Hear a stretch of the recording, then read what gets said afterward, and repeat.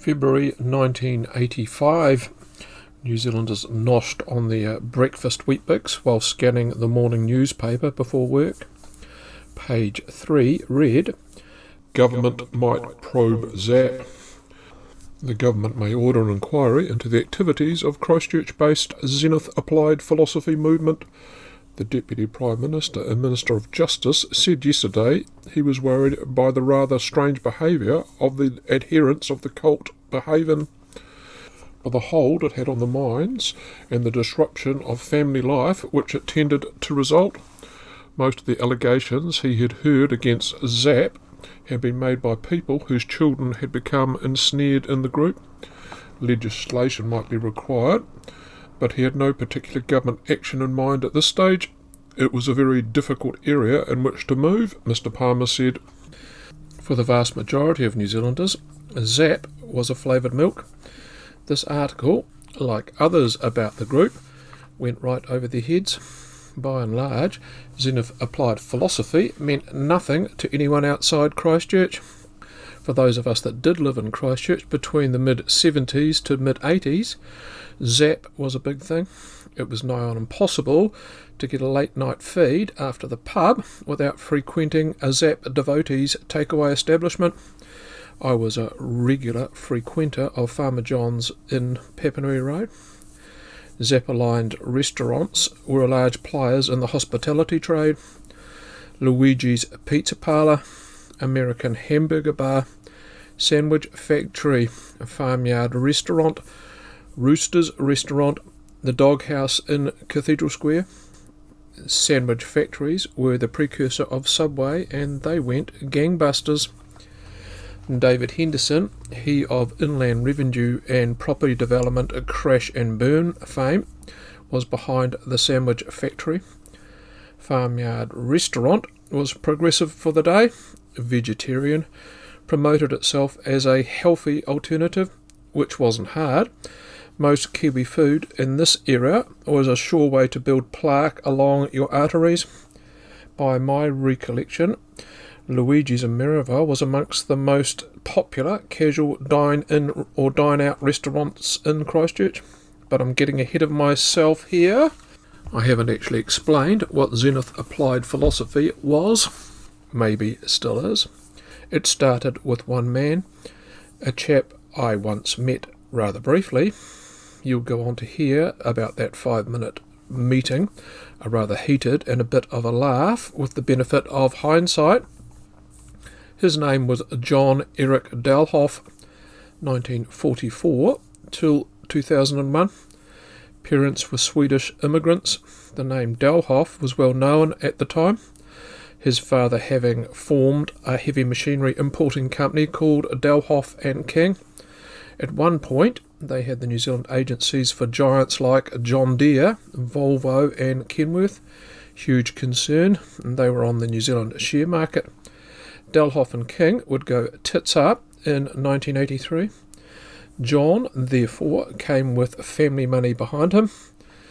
It was his time at Massey University that he became tied up with Scientology, dropped his studies and flew off to Scientology's expansive, then world headquarters, St Hill Manor in West Sussex, UK, which around this time, the mid-60s, was also the home to one L. Ron Hubbard. Did Dalhoff meet Hubbard? Not sure. Probably. Dalhoff really got into Scientology whilst in the United Kingdom, progressing through the grades until he became one of the first 100 adherents to be declared clear. Now he was on the top rung, he decided to return to New Zealand and run Scientology NZ. He also wanted the Australian franchise as well.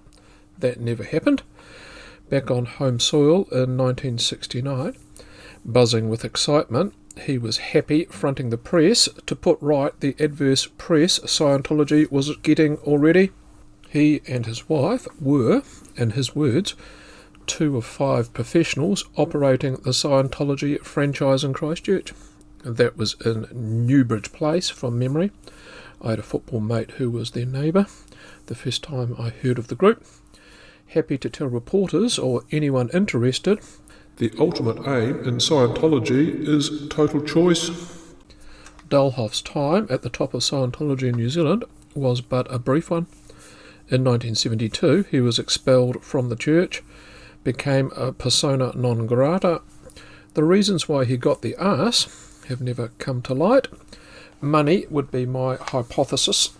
1 for you, 2 for me. Having thrown so much time and money into Scientology, in possession of the existing followers list, he decided he'd transfer what he learnt by making a mirror copy. He would start his own homegrown version in New Zealand. Zenith Applied Philosophy Would do the same pitch. Punters would go through the same upstream to become clear, only rather than clear, becoming the pinnacle. The ambition would be an ultimate. Henceforth, John Dalhoff became John Ultimate. Do the sound effect, Paul. John Ultimate. Very Buzz Lightyear, I know. WWF Wrestling had Mr. Perfect. We got stuck with John Ultimate. The Supreme Leader's house in Christchurch, a spitting distance to today's Fendleton Library, became the centre of the universe. Suck on that. Mission control for the James Webb Telescope. Dalhoff would score all those expensive self-help course fees. In the backdrop of the hippie era, Z.A.P got buy-in, not by the hippies though.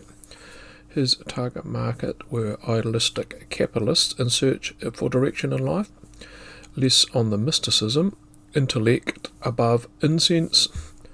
Employing the same aggressive proselytizing as Scientology, Dalhoff was on to a winner. Sneered go-getters who went forth to start up businesses fired up from the Z.A.P courses. Restaurants were their best known public face. Joinery printing were another 2 sectors of Christchurch business with a heavy Z.A.P presence. I know what you were thinking. Why didn't the notoriously litigious Scientology crush him the moment he started plagiarising their sacred doctrines? I can only postulate on those reasons. Perhaps he had some dirt on the inner goings-on. Scientology Incorporated perhaps didn't see him as a threat worth wasting a lawsuit on. Who knows? It's inconceivable today you could start a Scientology breakaway, even if you were a high-powered lawyer with an office of 20 others under your edict. Dalhoff's doctrine began to stray, evolve away from being a Scientology tribute church. He went full Ayn Rand. The role of the individual was to go out and make a success of their life by whatever means necessary. Governments stymied individual advancement. Tax was stealing. The West was in danger of falling to communism. He wasn't going to stop at changing the minds of 200 or 300 members. He was going to change the way all New Zealanders thought about the role of the state in their lives. Parallel to Zenith Applied Philosophy, the self-help quasi-religion, was TRIM, T-R-I-M, Tax Reduction Integrity Movement. Long before the Taxpayers Union, TRIM were about spreading their message via rear window car stickers that read, lower taxes through less government. Another Z.A.P pressure group was their libertarian vent, the Individual Rights and Freedom Group. Preventing fluoride in the drinking water was another pet hate. Don't buy anything Russian. Larder owners soon found themselves being abused by random strangers. Z.A.P began infiltrating groups aligned to their views. Anti-fluoride, political parties, notably ACT, starting in the 1990s. The former vice president was a follower, and another one was a board member. As the introduction outlined, by the early to mid-80s, Z.A.P was making waves. These hardcore freedom from state seekers went big on the trade unions, would either not pay compulsory levy fees, drip feed them pathetically slowly, nor were they big on paying their workers the agreed union rates. To add context to this, it was all but compulsory to belong to a union until 1991. In 1981, the Hotel Workers Union took 10 Zapper-aligned establishments to the arbitration court for what we would now call worker exploitation. They succeeded in extracting subs and underpaid wages via the arbitration court from those 10 businesses. In 1983, a Z.A.P follower, the one who owned Luigi's Pizza, would become somewhat of a test case for the unions versus employers in New Zealand. Union overreach would be tested as the Hotel Workers Union moved to get the company closed. At one stage they had free restaurants as well as a factory outlet shop. Whilst not liked in many circles, and plenty of business owners wanted union power stymied, the pizza empire owner, Ray Hindman, and turned the union's own claims around, framed them as, "It's me that's standing up for my workers. They don't want to belong to your union. It's the unions that are ripping off the workers with their compulsory dues and not me." Hindman stood staunch and ignored court fines, was finally forced to fold when the union obtained a writ from the High Court to seize the business. This success and notoriety went somewhat to the head of its leader. Buddha talked about attaining enlightenment, and Jesus talked about this being the Son of God, but no one has talked about attaining the ultimate state. This has now been attained here at the centre of the universe, in spite of the fact that some may think that if anyone had attained this state, they wouldn't be mentioning it. I am above nothing, or below nothing. Dalhoff, aka Ultimate, and claimed his newfound higher state now gave him the ability to move things telepathically. Underneath his suburban house was a tunnel network that allowed him to clandestinely come and go. Still, there is, to my mind, one key reason why Dalhoff kept away from prying eyes, wrote pronouncements rather than preaching them live from stage, didn't want to talk to the press, go on Eyewitness, a 60 minutes-like television program featuring Z.A.P in 1980. Why there aren't any photos of him floating around. This leads me to my experience with the secret of Mr. Ultimate.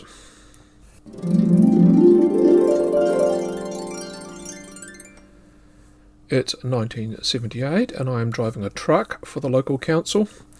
Our yard was housed only 150 metres from the centre of the universe. No Hubble telescope required. Let's call my offsider in the truck Peter to protect his anonymity. Peter was the first person I knew to get a tattoo. That was at high school. The first person I knew to get locked up. I rode my bike to work. He rode his Triumph Bonneville. I forget who the intermediary was here, but somehow Peter and Paul were offered the opportunity to earn a cash job on the side. All we had to do was clean up some stuff from the back of a place on Clyde Road and cart it to the dump at the back of the Christchurch airport. It took a couple of loads or more, and job done. Our liaison at the house was a nice lady who promised us payment, which, as others learnt dealing with Z.A.P enterprises, wasn't forthcoming. Despite me knocking on the door regularly, communication was now cut off. I put this matter to one side behind me, and Peter didn't. He wanted his money. I wasn't going to argue with him. We ended up driving a truck up their drive and threatening to deposit our load of dumpable rotting soil and garden material on their property. This had the due effect. Mr. Dalhoff came storming out of the house and ranting about calling our boss at the council. Peter, who was a nasty bit of works, did time for GBH, didn't bow down. During the growing confrontation between the demigod and Peter, Mrs. Dalhoff decided to open her purse and come up with the dosh. Off we drove with the bucks. Let me now describe the most striking thing I remember about this ultimate manifestation of man, in one rude word: slob. What is termed today as super obese. Those that met him in the flesh saw he had a lot of it. One thing that was also growing alongside his midriff and ego was his bank account. Attending a course wasn't cheap. $100 doesn't sound like a lot today. $190 was the average weekly wage back then. Those that couldn't afford to pay for the courses went out on the streets of Christchurch selling books, working in a Zapper business, and the wages going back to Dalhoff. Quality over quantity. Exponentially alongside the growth came bad publicity. Zappers, as they were known, weren't generally liked, and they were labelled a cult. Those that got involved tended to have less to do with their friends and family. In conservative old Christchurch, societal kickback occurred. The public faces of the group began being targeted by those not happy with their presence or ethics. Businesses were boycotted, tagged at night with slogans like "Zap is poisonous. Join Zap, forget your friends and think about money." Luigi's, the sandwich factory in New Regent Street, American Burger Bar in Colombo Street, Farmyard, all became targets at one point. So did Dalhoff's house on Clyde Road. Caught up in the backlash were innocent businesses thought to belong to Z.A.P members. One innocent victim of the witch hunt was Peter's Food Bar, another business who was spray-painted with anti-Z.A.P slogans, necessitating the fast food joint posting notices in the front window to disassociate themselves. Another tarred with the same brush, Wizards, the city's largest amusement arcade, a Space Invaders pinball, that sort of joint, that was owned by a farmer from Ashburton. He resorted to running adverts in the paper. Anti-Z.A.P posters were also plastered over a non-associated and innocent Wizards burger bar. The tide had really turned by the mid-80s. Zenith Applied Philosophy was in decline, treated as pariahs by businesses, toxic by the man in the street. Internally, they were now hemorrhaging members. These types of setups always work on the sieve principle. As long as there were more being dropped in the top than those were dropping out the bottom, things were honky-dory. This was no longer the case. In the backdrop, members were becoming disillusioned with Dalhoff's megalomania and temper. There had always been in-house punishment meted out for dissenters of the doctrine, being dropped back to a level, having to work for free at Z.A.P businesses, that sort of thing. These punishments were rubbing people up the wrong way. Then if we think about Z.A.P, like say a martial arts dojo, there were the members who felt satisfied getting to a certain level, not enthused to go further. They had learnt enough and moved on, reconnected with the rest of society, saving a fortune in fees at the same time. Another thing that happens with cults being possibly a blunt instrument pejorative term, reminded me about the quote from the late great Frank Zapper, no relation, that the only difference between a cult and a religion is the amount of real estate they own. Cults or quasi-religious groups like this may decline. Really, do they die off completely? You are left with the hardcore believers. There is no way of finding out the specific figures. By the 90s, Z.A.P adherents would be less than 100. Small, yet well-resourced and motivated group, nevertheless. Z.A.P's influence always belied its real numbers. Believers, who even today talk up the life-changing teachings, will run defence at any criticism of Zenith Applied Philosophy. Anyone who has watched a documentary on Scientology knows how this works. When people jump in the deep end, become intensely focused. The all but death knell of Z.A.P was that of its founder.